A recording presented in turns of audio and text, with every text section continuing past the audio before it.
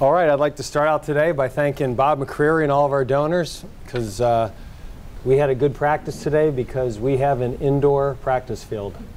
So today was a day that, coming in for the first few years, this would have completely been almost a wasted day. We wouldn't have been able to get in a good practice, and we would have fallen behind. And now at Wake Forest, that doesn't happen. So again, thanks to all of our donors for allowing us to have a facility that we can get work done on a day like today. But going back to BC, a great win for our program. I think any time in this conference you can go on the road, beat an ACC team that beat us a year ago. I mean, we lost to them just 2 games before. And to go on the road and win that game, clearly the difference in the game when you watch the film, I think, was the turnover margin, winning that 4-0. Great job by the defense creating the turnovers, but also a good job by the offense of not having any turnovers. That has to be part of our, that is part of our plan to win. That's one of the big things we emphasize, and when it works out that way, it's a positive. And I think the other thing is defensively, we got good pressure. There were times on defense that we maybe didn't have guys covered as well as we needed to. In a couple of cases, we even cut guys loose. But fortunately, we got pressure on the quarterback that he didn't have time to set his feet and hit those throws. So again, good job by the defense creating pressure, and it gave us some things that we have to correct on defense as well. And offensively, I thought we were very opportunistic. Again, 21 points off of turnovers. We converted third downs. It wasn't one of those days that you had an offensive explosion, but we didn't need to do that. We needed to score with a short field. And then the drive that I was really proud of was that fourth quarter drive that we had, I think, 12 plays, 68 yards, and took up 7 minutes and 46 seconds. And I just loved, at that point, how methodical we were. And, again, we're always going to play in a way that gives us the best chance of winning. And I thought our offense did that. Our defense did that. Kicking game was okay. Didn't really create an advantage for ourselves in the kicking game. Had one good punt, but we gave up a long kickoff return, and that was kind of a wash. So, again, moving ahead to Utah State. We have some familiarity with them. We played them in 2014 out in Logan, and they beat us pretty good. They were a very good physical team, and they're always going to be an older team. They have, and they're too deep. They've got 30 juniors and seniors, and I don't know how many of them. I didn't break it down, how many were junior college transfers or how many were guys that came back from missions, but they're always an older team. And again, offensively, they're extremely fast-tempoed. Their quarterback, Myers, is completing 73% of his passes. He's very accurate. He's got really good feet. They've got a couple of really good receivers. The kid number 1 can really go up and get it. The guy 16 is really quick. And they've got 4 really good backs. And they're a very explosive offensive unit. And they play so fast, they put so much pressure on your defense. And this is becoming more normal in college football. It was almost last year when we played Syracuse that this warp speed tempo is something that was new and unique. And teams do it different ways, but it becomes more the norm. But this will be the fastest tempo that we've played against this year. And defensively, they're very multiple. They play a lot of players. They're an odd front. They can be an even fronts. They run a lot of blitzes, a lot of different coverages. It puts a lot of stress on your offensive line. It's very difficult to identify fronts, blitzes, how they cap things in the secondary. They're extremely multiple. They know what they're doing. And it's the style of offense and the style of defense make this a very, very difficult prep in our first 1-week prep. So we've had a whole camp to get ready for game 1. We had 9 days to get ready for game 2. And now we're on our kind of back in the cycle of game's over in 24 hours to celebrate or mourn, and then 5 days later you're playing. And so we're back in that mode now. So You know, Coach Wells has done a great job there. He's won a couple of years of you know, 9, 10-win seasons, and I think they're going to be. I think they're a really improved football team. So, again, we went out there a few years ago, and they kicked our butt all over the field up front, and you know, this will be another good test for us. So we're excited about it, and good to be back at home for homecoming. Hopefully, we'll have a great crowd, and make it noisy for them when they're on offense, and quiet for us when we're on offense. All right, fire away, Hannah. We're gonna like stick yours in the middle. Football or is it not football? Well, why don't we go like 2 or 3 football? We'll throw a little change up, bring you in, and then we'll get back to football, so you don't steal the show again. Coach, you alluded to the fact that maybe there are some opportunities for better play in your secondary. Some guys were left open. It sounds like they're going to need to learn from those mistakes quickly. So what do they need to do better this week against the team that makes them out? Well, a lot of it is just, you know, in the secondary, it comes down to communication. You know, that we've got to get everybody on the same page. And we had, you know, probably 6 to 8 plays on Saturday that we weren't on the same page. That the corner and the safety weren't on the same page, or the field safety and the boundary safety weren't on the same page, or the safety and the linebacker weren't on the same page. And some of those plays hurt us. You know, the pass interference call that led to their touchdown was an example that the linebackers in the secondary weren't on the same page, and that was part of the reason the quarterback had so much time. And, you know, so it's not like it didn't hurt us at all. Now, there was probably 2 or 3 times that they had a guy wide open deep, that it was one of those communications that we were not on the same page. And if pressure had not gotten there, you know, they had a wide open guy deep. And again, those are some of the things that it happened at Presbyterian a couple of times. BC, it happened a little more often just because of all their shifts, motions, unbalanced. You know, BC is a hard team to line up to because they line up in so many different formations. And you know, the one thing we tell those guys, if you're going to be wrong together.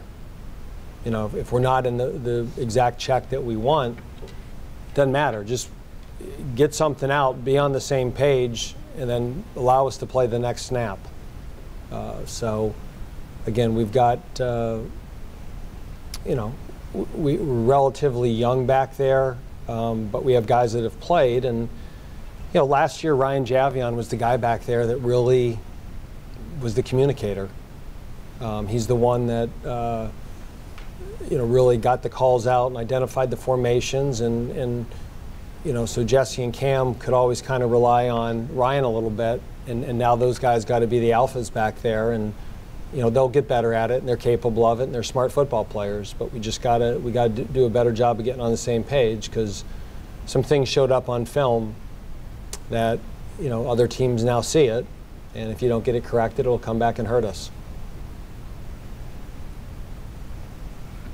As far as getting pressure on the quarterback last week at Boston College and moving forward, is that an example of just maybe having better guys on the defensive line, more experienced guys, or is that maybe schematic as well? And as far as Coach Sawville kind of focusing more on a more aggressive game plan? Well, first of all, I do think our defensive personnel has improved. We still have Duke, which, you know, he's always tough to block one-on-one. I think having Zeke back helps us. I think Wendell Dunn is really improved as a pass rusher. You know, and in some cases, Coach Sawville had a really good blitz drawn up. You know, there was one time that a guy was open, and we had a linebacker completely unblocked running right through a gap that was able to pressure the quarterback before he could set his feet and make the throw. But like I said, I mean, certainly, I don't think that's anything new to our defense, though. I think, you know, we've been good on third downs. We've been good in pressures. You know, certainly Coach Elko did a good job with that stuff, and Coach Sawville does a really good job with that stuff. And that's football. You know, you get people in passing situations, and you got to be able to mix things up, and you got to be able to get pressure with 4 guys and rush your D-line, and you got to have change-ups in your blitz game that you change who the rushers are. and not let the protection get comfortable. And I thought our defensive line and our defensive staff did a good job of varying that up. That we showed some different pass rush looks that we haven't shown, and in some cases that created pressure. There was one time that in a 4-man rush that we created some confusion and they completely didn't even block Duke, and that led to one of the picks. The other pick was, Sang Bassi is the ACC Defensive Back of the Week and has a pick 6, and that was a great play by him. What people maybe don't see on film is Wendell Dunn won his pass rush and put the offensive tackle right in the lap of the quarterback, so he had to throw the ball before he was ready or the receiver was ready, which kind of resulted in the tip. And that's playing good team defense. And I want our guys to recognize it's not the guy that catches the pass or the interception and runs, but it was the pass rush by Wendell that helped set that whole play up. And that's team defense, and that's what we want to be known for. I was talking earlier today about how much more mature this team is, and beating a team that had beaten you, like I said, 2 games ago, and converting the 3rd and 1s that you didn't have last year against them, converting on the short field opportunities. Is that just more evidence to what he's talking about with maturity? Yeah, I mean, again, it's one game. And again, I'm really happy we won it, and it's a really big win.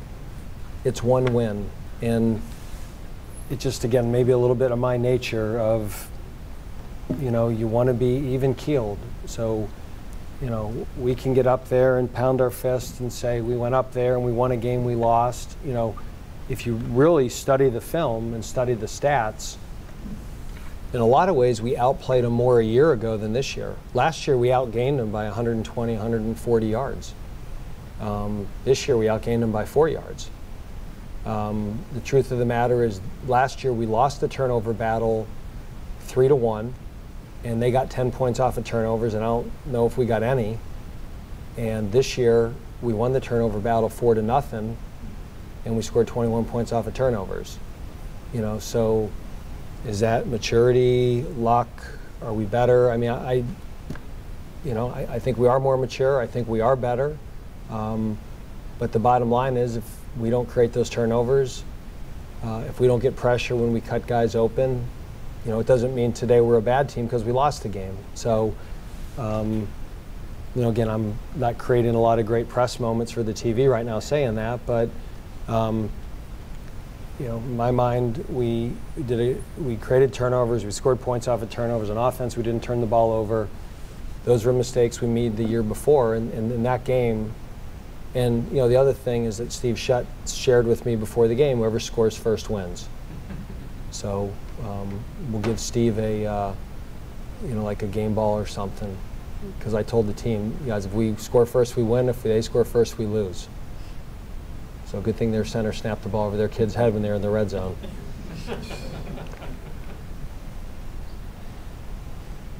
Coach, Utah State has described their defensive backs as fast and physical. Looking at what we've seen already, how do you think that our wide receivers will line up against them? That's going to be a tough matchup for those guys. I think in the secondary they're very good. They got a safety, number 2, Levitt, who's a very good player. They ask their safeties to do a lot. They play a lot of man free, but he's a very good player. Good open space tackler, good in coverage. They've got a corner, number 8, Bailey, who's a senior, who's a very, very good player. He's a 6-foot corner. He can run. He's long. He'll press you up. I'm sure there's really good battles in practice between number 8 for them and number 1. And then they've got a nickel back who I think is just a freshman, 13. I'm sorry, he's a senior, Davis, 13. He had a pick 6 last game. He's had a couple of picks. He's got really good ball skills. Those 3 kids really flash on film. A lot of times, what I usually do when I do my film study is I'll watch the continuous games first. And my first thing is, okay, who flashes? Who are guys on film that you say, wow, that's, and on offense for them, it's their quarterback, it's the tall receiver, it's 16, the slot. They got another slot that's really quick. And on defense, it's a lot of those guys in the secondary. It's 13, it's 8, it's number 2. Their middle linebacker, 48, Christensen, is he's just a heat-seeking missile. He's a very good tackler, and So they've got good players, and it's a good program. It really is. They had a little bit of a down year last year, but the last 5-6 years, I mean, they've been one of the top programs in the Mountain West. Okay, Hannah, let's go. Non-football related question. Let's all get the cameras on Hannah for a little bit. Thanks. Which is the heavier form of rainfall, a drizzle or a sprinkle? I would say, in my mind, a sprinkle would be heavier than a drizzle. Because a drizzle would be like you barely feel it. Is it raining? As it's not, it's just a drizzle. Sprinkle, it's established rain. It's not hard. Do you agree with that? Correct. Well, there's the expert.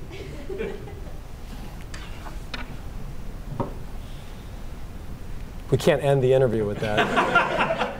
Doesn't matter though if you're indoors, right? Do whatever it wants.